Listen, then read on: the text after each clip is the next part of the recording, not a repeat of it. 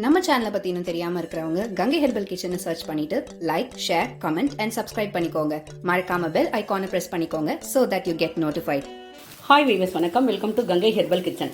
இன்னைக்கு கங்கை ஹெர்பல் கிச்சனில் மாப்பிள்ளை சம்பா தோசைங்க ஊற்றிட்டு இருக்கேன். அதே இட்லி மாவு அளவு சொல்லியிருக்கேன், நம்ம வீடியோவில் போய் செக் பண்ணி பாருங்கள்.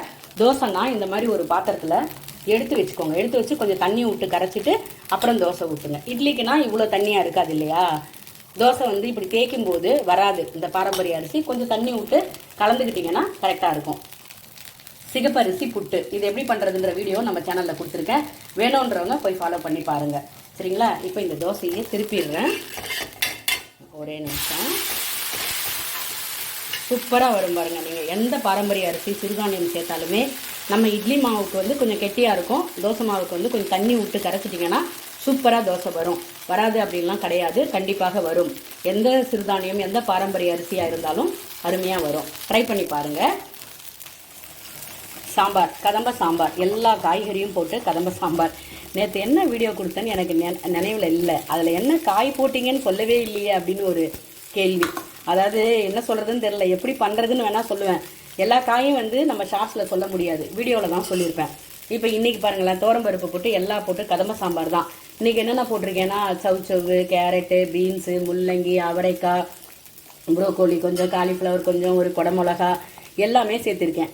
இது நீங்கள் என்ன காய் வேணுமோ உங்களோட சாய்ஸ். அது கூட கத்திரிக்காய் சேர்த்துருக்கேன், அவ்வளோ உங்களோட விருப்பம். ஆனால் காய் நிறைய இருக்கிற மாதிரி பார்த்துக்கோங்க. இங்கே பாருங்கள், இப்போ 2 தோசை சாப்பிட்றீங்கன்னா இந்த மாதிரி ஒரு 2 கரண்டி காய் காலையிலே எடுத்துக்கோங்க, ஓகேங்களா? ட்ரை பண்ணி பாருங்கள். காய் நிறைய இருக்கிற மாதிரி பார்த்துக்கோங்க. அவரைக்காய் பொரியல், அதாவது ஃப்ரிட்ஜில் வைக்காமல் அவரைக்காயை வந்து அப்படியே ஃப்ரெஷ்ஷாக வாங்கி பொரியல் பண்ணி பாருங்கள், சூப்பராக இருக்கும். அது இப்போ வர அவரைக்காய் வந்து நல்லா சாஃப்டாக ரொம்ப அருமையாக இருக்குது. நான் வந்து இன்றைக்கி தேங்காய் போடலை. அவரைக்காய் பொரியல் எப்படி சிம்பிளாக பண்ணலாம், எல்லா காயுமே அவரைக்காய் சிம்பிளாக எப்படி பண்ணலான்றதை நான் சொல்கிறேன். கொஞ்சமாக எண்ணெய் ஊற்றி கடுகு போட்டுக்கோங்க, ஜீரகம் போட்டுக்கோங்க. கடலைப்பருப்பு, உளுத்தம்பருப்பு அபவ் 40க்கு மேலே இருக்கிறீங்கன்னா அவாய்ட் பண்ணிவிடுங்க. கொஞ்சம் வெங்காயம் போட்டுக்கோங்க, கருவேப்பிலை போட்டுக்கோங்க, பெருங்காயம் போட்டுக்கோங்க. சேர்த்துட்டு நல்லா வதக்கிட்டு அவரைக்காய் பொடி பொடியாக நறுக்கி வச்சுக்கோங்க, அதை சேர்த்துருங்க.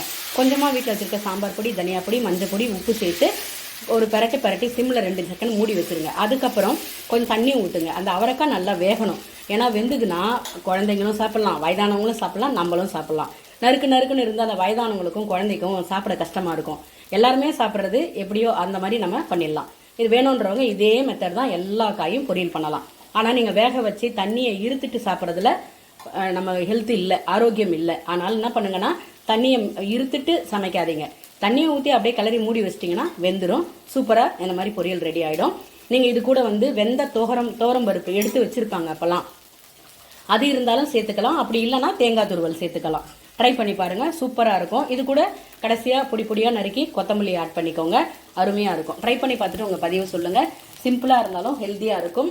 அதாவது நம்ம ஆரோக்கியம் தான், நம்ம என்ன வாய்க்குள்ளே போடுறோமோ அதுதான் நம்மளுக்கு நோய், ஓகேங்களா? உணவு தான் எல்லாத்துக்குமே காரணம்.